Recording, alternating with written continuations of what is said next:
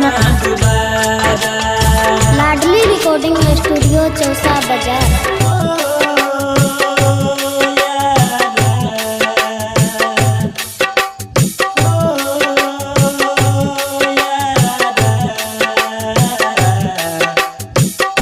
पागल कहै छौ जग सारा गे पागली पागली ससुर से आज हो ना दोबारा, आज हो ना दोबारा। पागल कहै छौ जग सारा गे पागली पागली ससुर से आज हो ना दोबारा।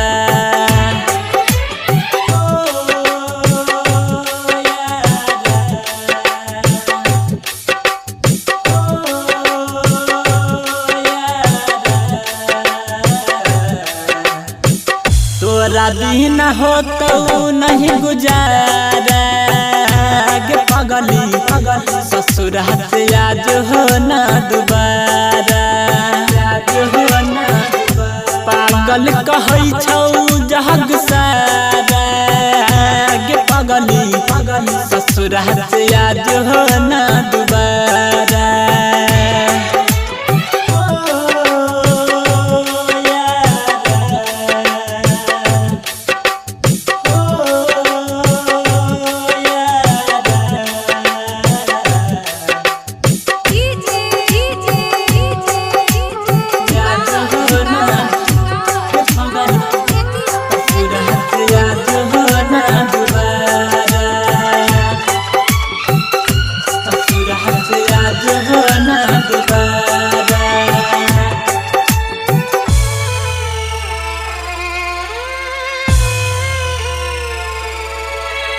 गली से तोहरा गुजरै छियौ त मारै छै लोग सब ताना गे।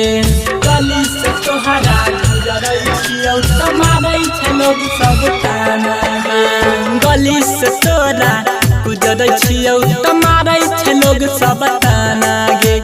प्यार में पागल सुने दीवानी रहै छै तोहर दीवाना गे।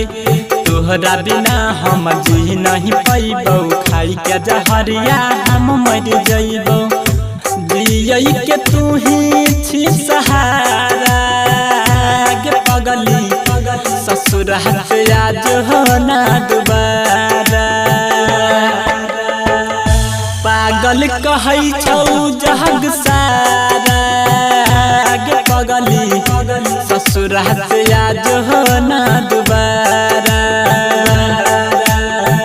तोरा बिन हो तो नहीं गुजारा गे पागली पागली ससुर से आज हो ना दोबारा।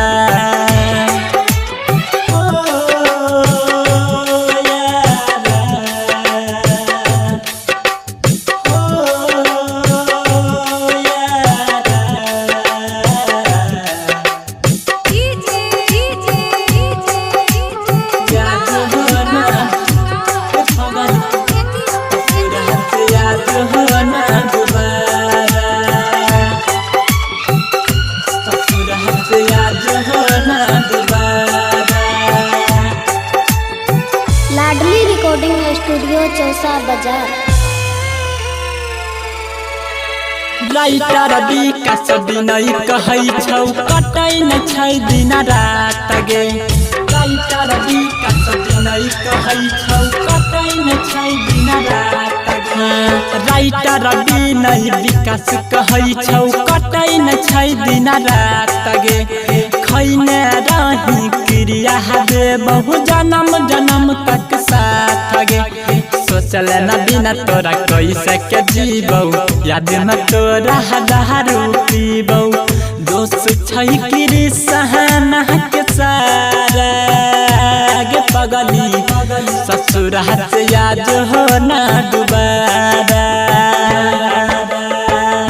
पागल कहै छौ जग सारा गे पागली ससुर से आज हो ना दोबारा।